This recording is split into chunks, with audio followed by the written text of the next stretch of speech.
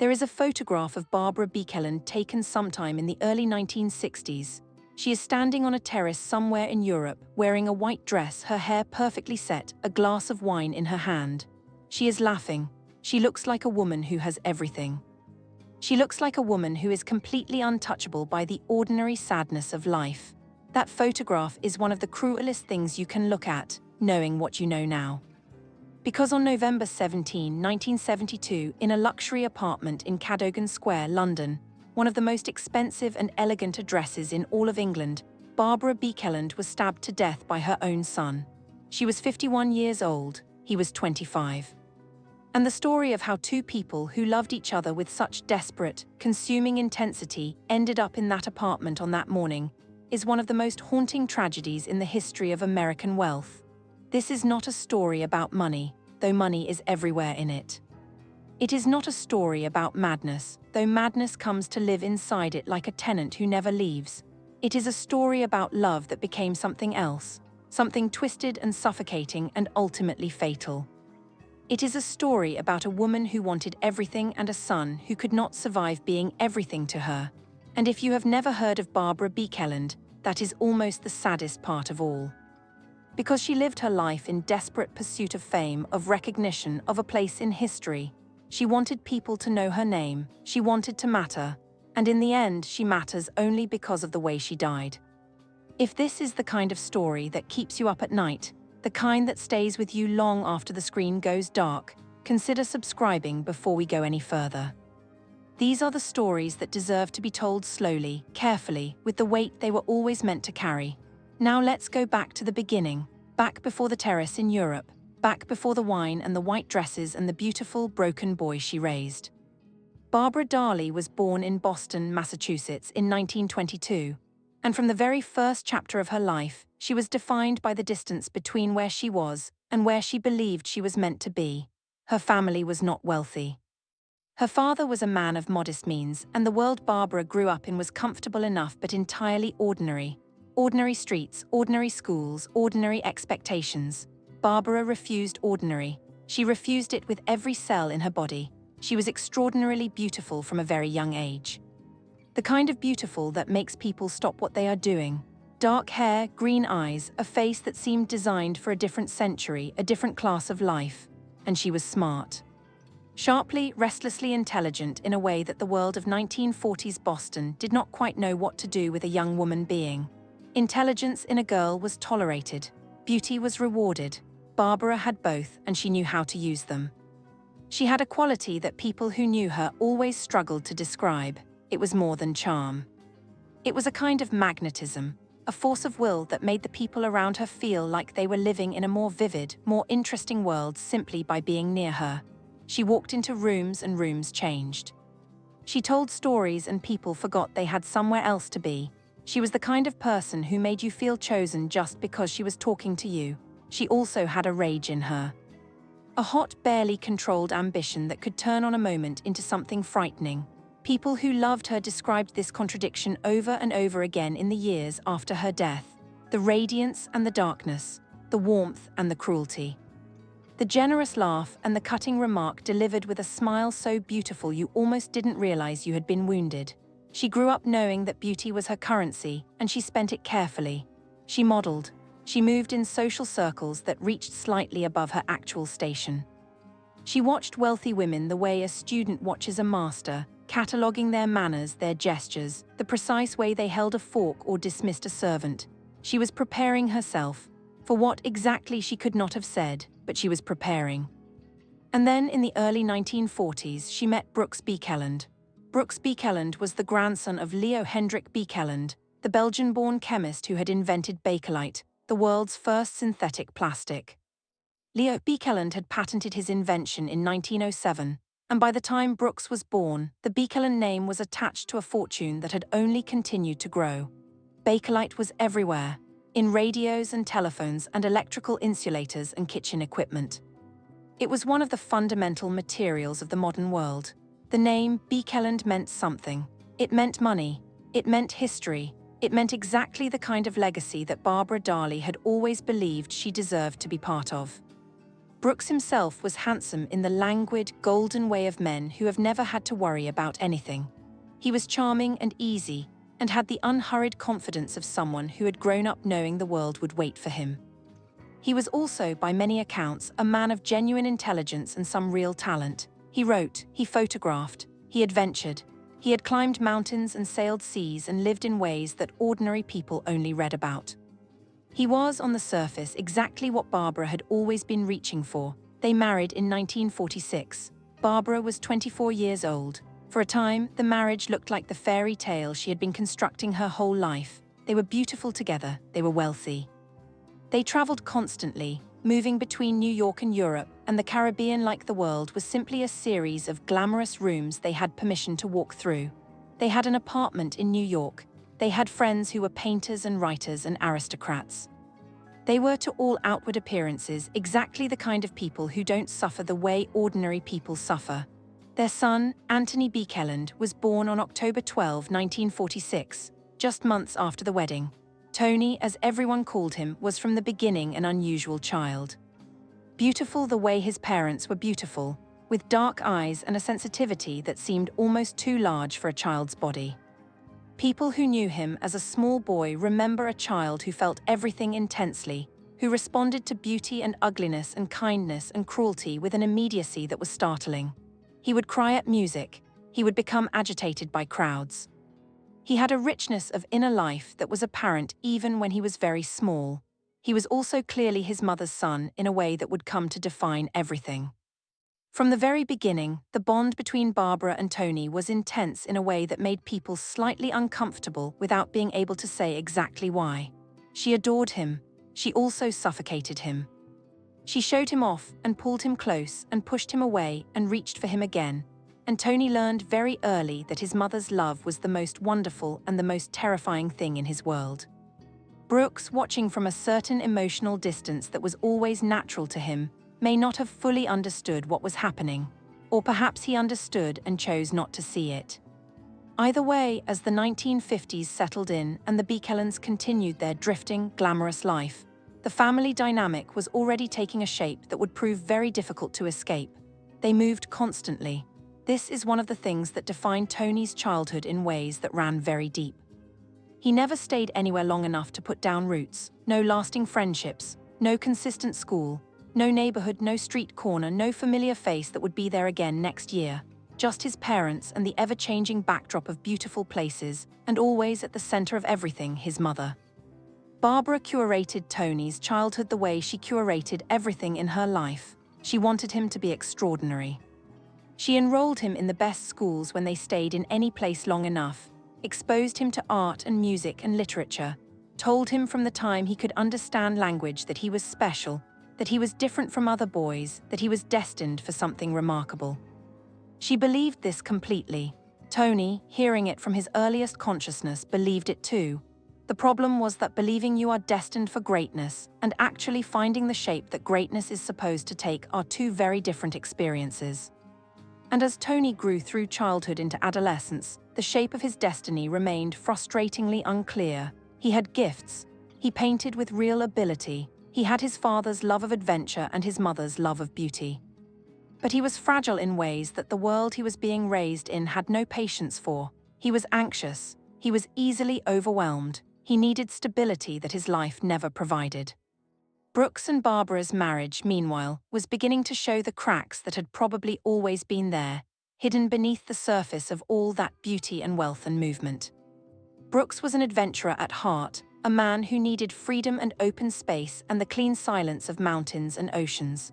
Barbara needed an audience. She needed to be the most important person in every room. These two needs, which had seemed compatible in the dazzling early years of the marriage, were in fact profoundly at odds with each other. Brooks pulled outward, toward wilderness, toward solitude, toward physical challenge. Barbara pulled inward, toward society, toward dinner parties and intellectual conversation, and the careful construction of a world in which she was always at the center. They fought, they separated and reconciled. They hurt each other in the elegant, precise ways that intelligent people hurt each other, finding the exact words that would land where they were meant to land. And through all of it, Tony watched and absorbed and learned that love was something jagged and dangerous, that the people who were supposed to protect you were also the people most capable of destroying you. By his teenage years, Tony was already showing signs of serious psychological instability. He was prone to extreme mood swings. He could be funny and warm and electric one day and completely unreachable the next. He had trouble sustaining relationships with peers. He was drawn to older people, to his parents' world, to the artists and intellectuals and wanderers who passed through the Baekeland orbit. He didn't fit with boys his own age, and he knew it, and the knowledge was a source of deep pain that he carried quietly. There is something very important to understand about Tony Baekeland at this stage of his life. He was not yet the person the story would eventually make him. He was a sensitive, troubled boy who was being shaped by forces he had no power to resist. He loved his mother. He admired his father. He wanted desperately to be the extraordinary person he had been told he was. He was genuinely talented. He was also genuinely unwell, and no one in his life had the tools or perhaps the will to understand what that meant for his future. The 1950s passed. The 1960s began. Tony moved through a series of schools with mixed results, spent time in Europe, experimented with art, began to show the deeper signs of what we would now likely recognize as a serious psychiatric disorder. He was intense in ways that frightened people. He had moments of grandiosity followed by crashes into despair. He talked sometimes in ways that didn't quite follow, that jumped from one associative leap to another without the connective tissue that normal conversation requires.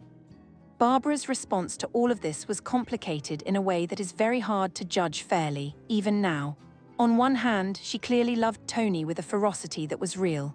She worried about him. She wrote about him in her letters with tenderness and anguish that cannot be faked. On the other hand, she could not entirely separate her concern for Tony from her concern for what Tony represented. He was her great project, her masterpiece, the thing she was making in the world. If he was broken, then something she had built was broken, and that was not something Barbara Baekeland could accept. So instead of seeking the kind of help that might have genuinely stabilized Tony, she managed him. She soothed him and distracted him and moved him from one beautiful place to another. She kept him close, much too close. The question of Tony's sexuality began to surface in these years, and it became one of the central crises of the family's life in a way that is deeply revealing of Barbara's character. Tony, by his late teens and early 20s, was clearly attracted to men. This was not a surprise to the people around him. It was not entirely a surprise to his parents, but Barbara Baekeland found it catastrophic, not because she was conventionally moralistic about homosexuality. She was too sophisticated for that, too enmeshed in the world of art and bohemian life. But because, for reasons that were ultimately about her and not about Tony, she could not accept it. There are different theories about why. Some people who knew Barbara believed she saw Tony's homosexuality as a personal failure, a rejection of the world she had built, a refusal of the heterosexual narrative she had always imagined for him. Others believed it was more primitive than that. That Barbara's relationship with Tony had always been so enmeshed, so uncomfortably intimate, that his desire for men felt to her like a form of abandonment, a door closing against her that she could not bear to have closed. Whatever the reason, Barbara made it her mission to change Tony. To fix him, and the methods she chose were so far beyond the boundaries of appropriate maternal behavior that they are almost impossible to write about without a kind of horrified disbelief. She introduced him to women she thought could interest him. She arranged relationships. She involved herself in his romantic life with an intimacy that was grotesque, and according to multiple accounts from people who knew the family during this period, she eventually went further than that. The details are murky and disputed, as they often are with stories this dark. But the accounts suggest that Barbara's determination to cure her son of his homosexuality crossed into territory that no parent should ever enter. Territory that, in the most clinical terms, constitutes sexual abuse. The effect on Tony was predictable in the way that all the most terrible things are predictable in retrospect. He did not become straight, he became worse. Whatever fragile equilibrium he had maintained began to crack under the weight of what was being asked of him, what was being done to him, what his mother seemed to believe she had the right to demand from him. Brooks Baekeland, by this point, had withdrawn from the marriage almost entirely. He had found a young woman he was in love with, a friend of Tony's named Sylvie, and he was in the process of leaving Barbara for her. This was a devastating blow to Barbara on every level. The man she had married for his name, and his money, and his golden ease was leaving her for someone younger, and he was leaving her for someone who was connected to Tony, which felt like a double betrayal of almost theatrical cruelty. The divorce, when it came, was bitter and prolonged and expensive in every sense of the word. Barbara got a settlement. She got the money she needed to continue living in the style she had come to require. But she lost the structure of the life she had built, the social identity of being Mrs. Brooks Baekeland, the thing that the marriage had always been at its foundation, which was a story she told about herself to the world. She was alone in a way she had never been before, and Tony was all she had left. This is the part of the story where it becomes very difficult to watch, even from the distance of 50 years. Because what happens next is the product of so many accumulated failures, so many moments where a different choice might have changed the trajectory, that the sense of inevitability is almost unbearable. Barbara and Tony, in the late 1960s and early 1970s, lived together in a state of extreme emotional entanglement in various luxury apartments in Europe. They traveled, they fought, they reconciled with the intensity of people who have no one else. Tony was using drugs by this point, which was not unusual for his generation and his world, but which, in someone with his underlying psychiatric vulnerability, was genuinely dangerous. He was also becoming more erratic, more frightening to be around. There were outbursts.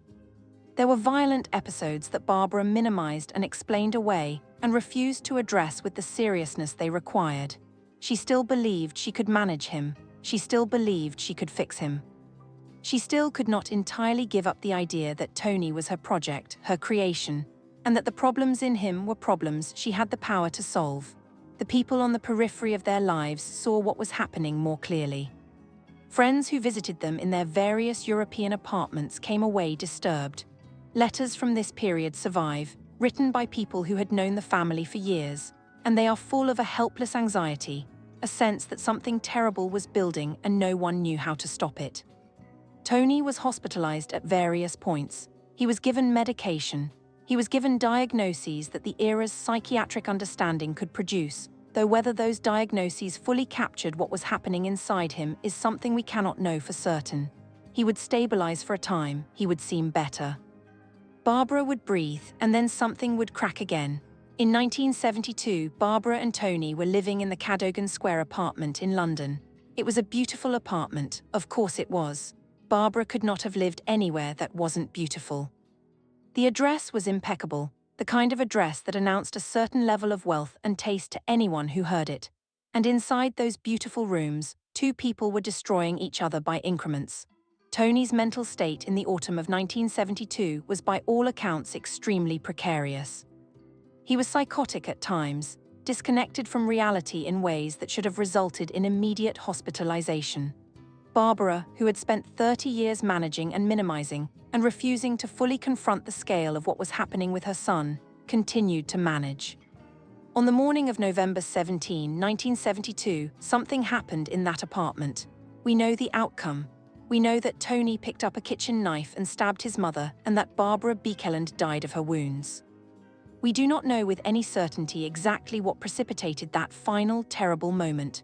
There are theories. There are accounts from Tony himself, though his accounts from this period are not reliable in any conventional sense. There was an argument, there may have been a specific trigger. There may not have been. What we know is that a woman who had spent her entire life in motion, who had always been able to charm or maneuver or simply outrun the worst consequences of her choices, ran out of room. Tony did not flee. He did not try to hide what he had done. He called someone, placed a call to his grandmother, reportedly. He was found with his mother's body. He was arrested and charged. London in November 1972 received the story with a kind of horrified fascination that it is easy to understand. The combination of elements was irresistible to the people who read newspapers and talked about things like this: the beautiful American heiress, the Baekeland fortune, the luxury apartment, the handsome, troubled son. It had the texture of a certain kind of literary tragedy, the kind that makes people feel that wealth is somehow more doomed than ordinary life. that too much beauty and too much money and too much intensity add up to something that eventually collapses under its own weight. Tony was found unfit to stand trial by reason of insanity.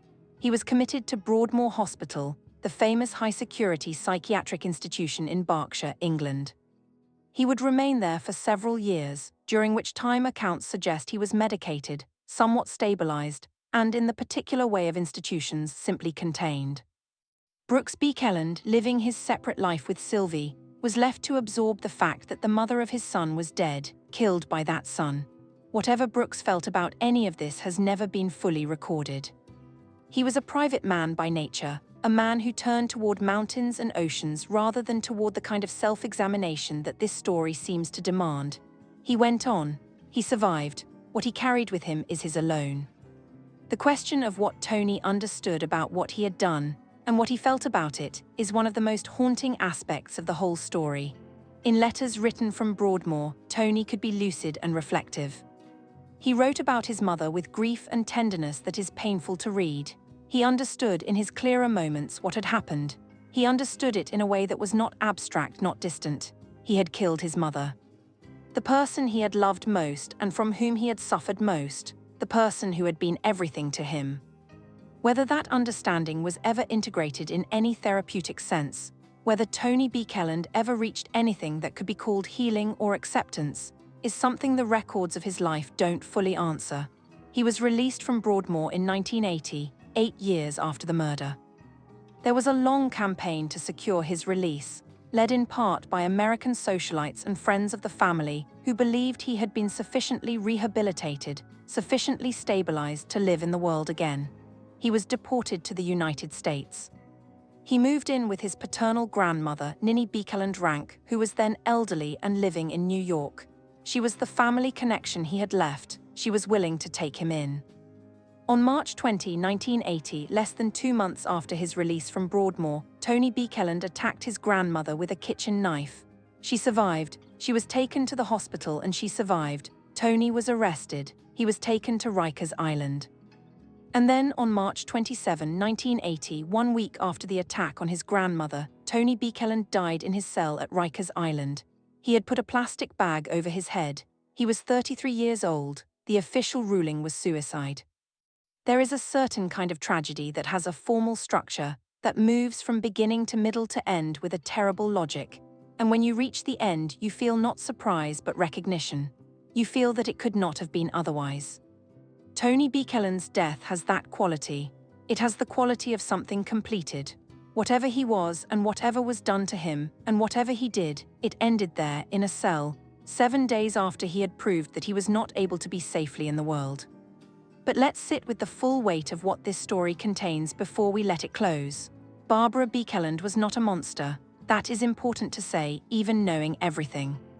She was a woman of tremendous energy and intelligence and beauty, who was born into a time and place that gave women like her very few legitimate outlets for what they were. Her ambition, her hunger, her need to matter and to be seen, these were not pathologies.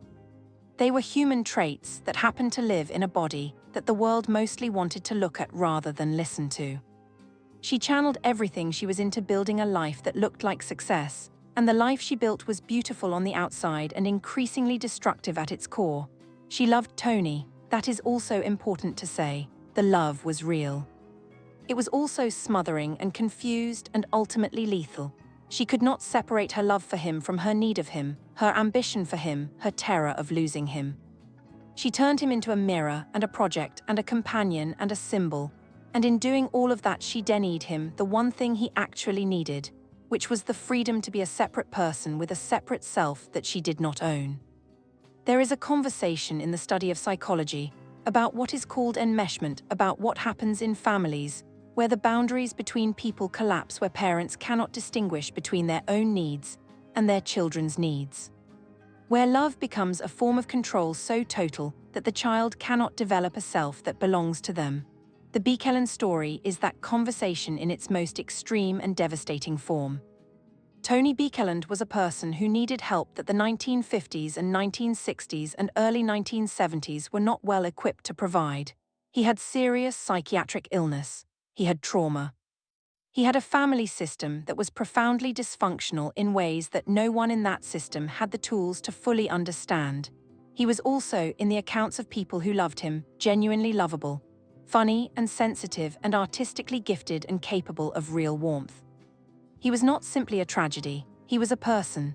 The Baekeland fortune, the legacy of Leo Baekeland's brilliant invention, the plastic that had literally changed the physical texture of the modern world, that fortune became in the story of Barbara and Tony a kind of dark irony. It funded their drifting, their beautiful apartments, their inability to be anchored to any place or community or ordinary responsibility. It insulated them from consequences that might have forced earlier confrontation with the truth of what was happening. It allowed Barbara to maintain the illusion of a functioning life long after the functioning had stopped. Wealth in this story is not a blessing, it is a magnifier. It takes what is already there, the love and the dysfunction and the ambition and the illness, and it amplifies everything, gives it more room, more time, more beautiful scenery against which to unfold. The people who wrote about this story after the fact, and there have been several, most notably Natalie Robbins and Stephen M. L. Aronson in their 1985 book Savage Grace, which draws on hundreds of letters and interviews, reached for language to contain what happened and found it insufficient. Because what happened is not containable in any ordinary sense, it exceeds the categories we have for it. It is not simply a story about a bad mother. Barbara was more than that. It is not simply a story about a mentally ill son. Tony was more than that. It is a story about what happens when two people are locked into each other with the force of the most powerful human bond, the bond between mother and child, and that bond becomes something neither of them can survive. In the years after the deaths of both Barbara and Tony, Brooks Baekeland lived on, eventually settling in England, continuing his writing and his adventuring, carrying whatever he carried from a life that had included this much devastation. He outlived both his ex-wife and his son. He outlived the story that had consumed them. Sylvie, the young woman for whom he had left Barbara, and who had in some sense been the proximate trigger of the final unraveling of the family, had her own devastating encounter with the Baekeland story. In 1994, Brooks Baekeland pushed her out of a window in a dispute. She survived, though she was seriously injured. Brooks was convicted of assault in France and served time. The violence that had always lived at the edge of the Baekeland world apparently found one more expression.